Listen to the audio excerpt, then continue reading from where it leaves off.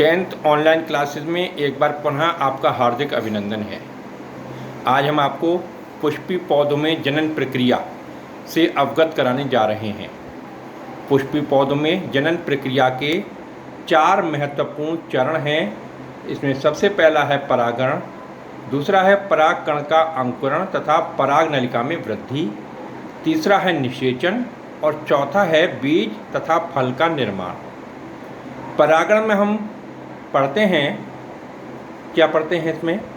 पुष्प के पराग कोश से पराग कणों के उसी पुष्प अथवा दूसरे पौधे के किसी पुष्प के वर्तिकाग्र पर पहुंचने की क्रिया को परागण कहते हैं। इंग्लिश में इसको बोलते हैं पॉलिनेशन। ये परागण 2 प्रकार का होता है, स्वपरागण और परपरागण।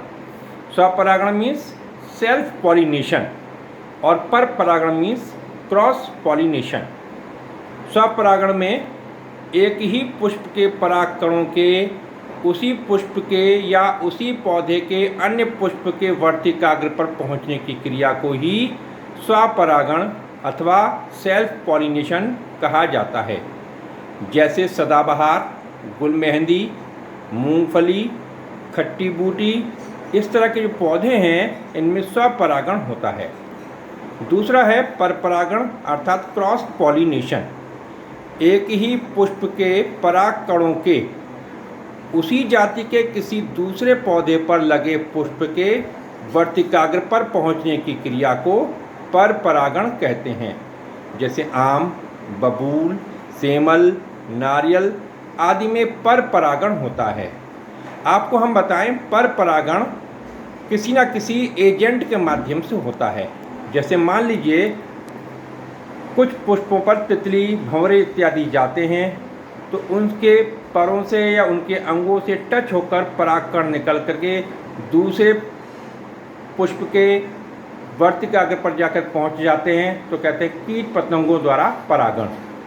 कभी कभी हवा के झोंके के साथ परागकोश से परागकण निकलते हैं और दूसरे पुष्प के या उसी पुष्प के वर्तिकाग्र पर जाकर चिपक जाते हैं, तो कहते हैं वायु द्वारा परागण, परपरागण। इसी प्रकार जो पौधे जल में अथवा जल के पास में उगते हैं उनके परागकण जल के माध्यम से जाकर के वर्तिकाग्र पर पहुंचते हैं, तो उसको कहते हैं जल द्वारा परागण।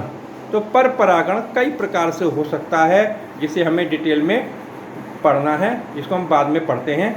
हम आपको बता दें, आम, बबूल, सेमल, नारियल इन सब में परपरागण होता है। अब इसका जो पुष्पी पौधों में जनन प्रक्रिया हो रही है, इसका दूसरा चरण है परागकण का अंकुरण और पराग नलिका में वृद्धि। Germination of pollen grain and growth of pollen tube. वर्तिकाग्र पर पहुंचकर परागकण जल और शर्करा का अवशोषण करके अंदर की ओर फूलते हैं। वहाँ पर उनका जीवद्रव्य सहित अंतःचोल अंकुरण छिद्र से एक नलिका के रूप में निकलकर वृद्धि करता है। इस नलिका को पराग नलिका अर्थात पॉलिन ट्यूब कहते हैं। इसी बीच परागकण का केंद्रक 2 भागों में, एक भाग कहलाता है जनन केंद्रक और दूसरा कहलाता है कायिक केंद्रक। इस तरह से 2 भागों में वो केंद्रक, जिसको न्यूक्लियस कहते हैं, बंट जाता है। कायिक केंद्रक नलिका के अगले सिरे तक पहुंच जाता है और जनन केंद्रक उसके पीछे पीछे चलता है। पराग नलिका वर्तिकाग्र के ऊतक में प्रवेश करती है और धीरे धीरे वर्तिका में से होते हुए अंडाशय में पहुंच जाती है। आपको पता है, अंडाशय के अंदर बीजांड उपस्थित रहते हैं और ये पराग जब वहाँ जाकर बीजांड से मिलती है और बीजांड से मिलने की क्रिया को ही कहते हैं निषेचन। जैसे मैं नेक्स्ट वीडियो में बताऊंगा आपको। पराग नलिका के जनन केंद्रक में समसूत्री विभाजन होता है और इस विभाजन से 2 नर केंद्रक या नर युग्मक बनते हैं, जो बीजांड में जाकर निषेचन की क्रिया को संपादित कराते हैं। तो इस चैप्टर में जो हम पढ़ रहे हैं, सबसे ज़्यादा महत्वपूर्ण है परागण। अगर परागण ही नहीं होगा तो जनन की प्रक्रिया प्रारंभ ही नहीं हो पाएगी। जैसा कि मैंने पिछले वीडियो में आपको बताया था कि पुष्प का जो नर भाग है इसको पुंकेसर कहते हैं। पुंकेसर का सबसे ऊपरी हिस्सा परागकोश कहलाता है। इस परागकोश में परागकण पाए जाते हैं। इसी प्रकार से स्त्री केसर का जो ऊपरी हिस्सा होता है काफ़ी चौड़ा और चिपचिपा होता है, इसको वर्तिकाग्र कहते हैं।